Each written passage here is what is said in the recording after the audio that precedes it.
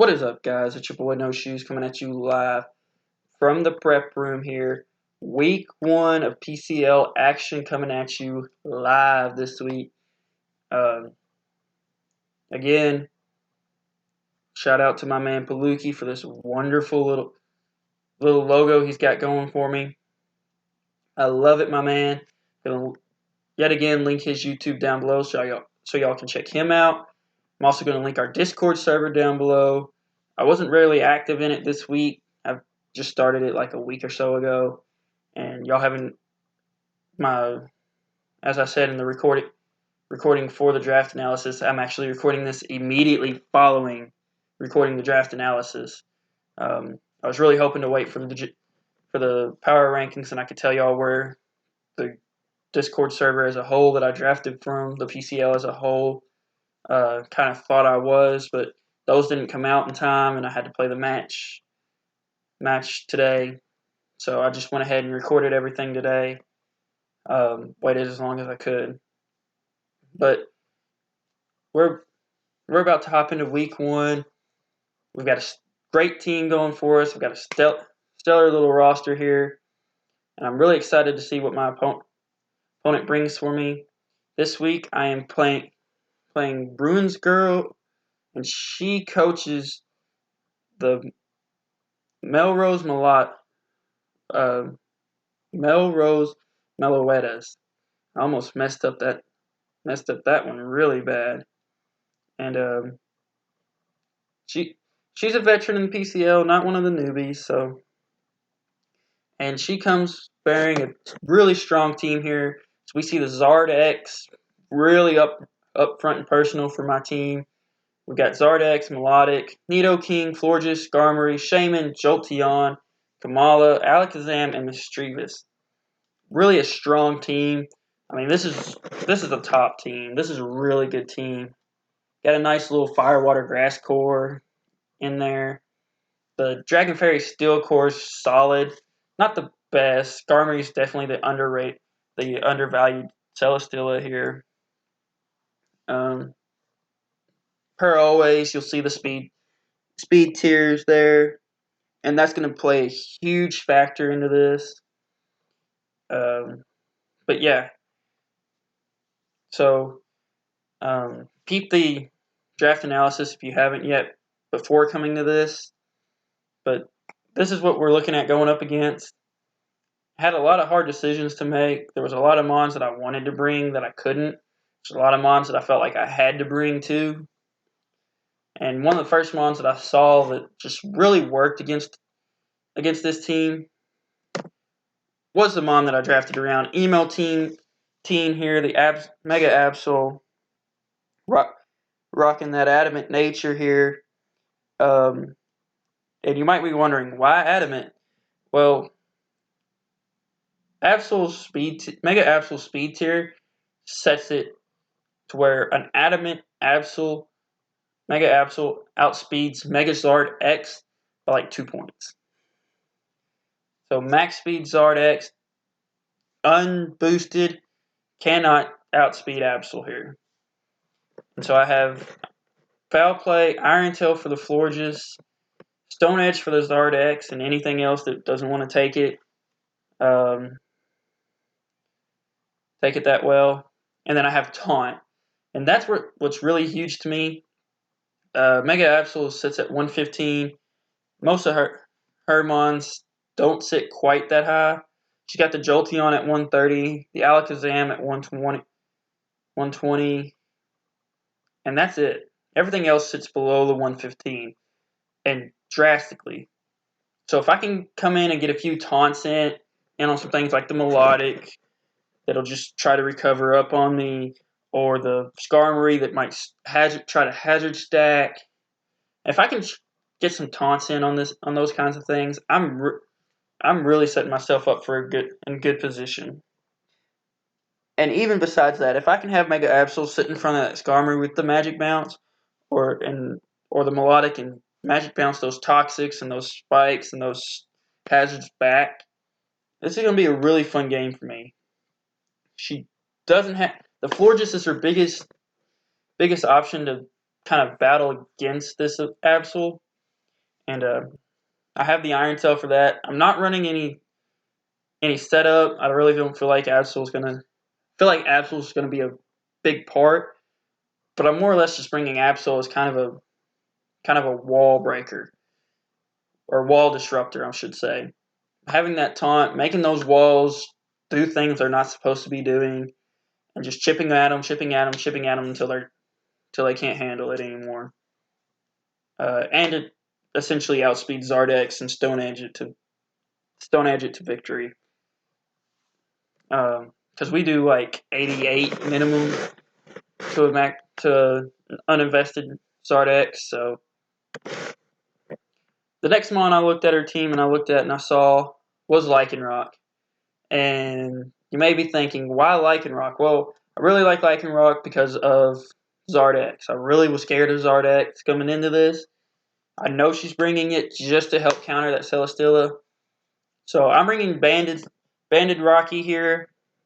That whole purpose of bringing Banded Rocky is solely to just attack and go after everything. Fire Fang's there for the Shaman. Cell Rock is there for priority. Stone Edge is there to hit everything really hard. And then the kicker here is Stealth Rocks. When I was running through my calcs, everything seemed to fall just a bit short on Okos. But if I have Rocks up, that just a bit short falls to just right. So I wanted to make sure I had Rocks up. This is probably my dedicated lead. Only thing that I might not lead it against is if I lead it and Nidoking comes out or Melodic comes out, I may have to switch out. And that kind of scares me just a bit. But overall, like, leads Skarm, I just Fire Fang it. Leads Shaman, I Fire Fang it. Leads anything other than Nidoking or Melodic, I Stone Edge, I Rock, and I switch out. I Rock first, and then I switch out into something else. So I'm not really worried about this. Rocky's going to be one of the fastest things on the field. Like I said, none of her mons sit between like 100 and 120. So, and then she has 120 and 130. So, realistically, I'm going to speed creep a lot of these things down quite a bit. And that's going to be huge for me. My next mon that I picked here is the Bolton. I'm running double puppers here. Strong Jaw. The item is not leftovers. I guess I forgot to change that for my original draft plan, which Bolton was not on. Let me see what I did put on the Bolton here.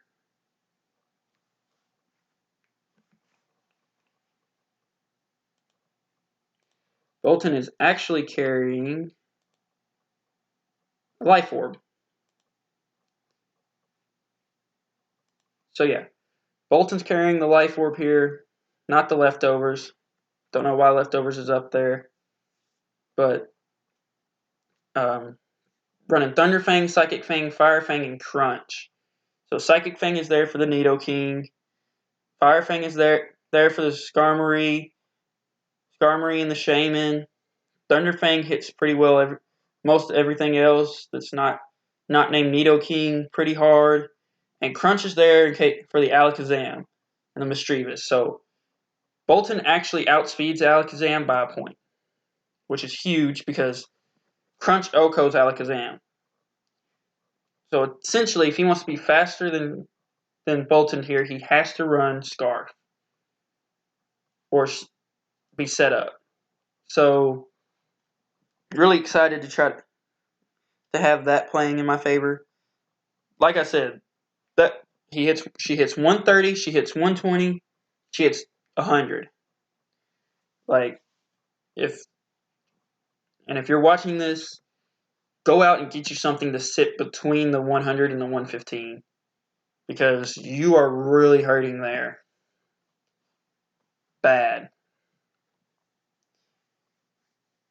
The next one I decided to bring Radio here, the Swampert.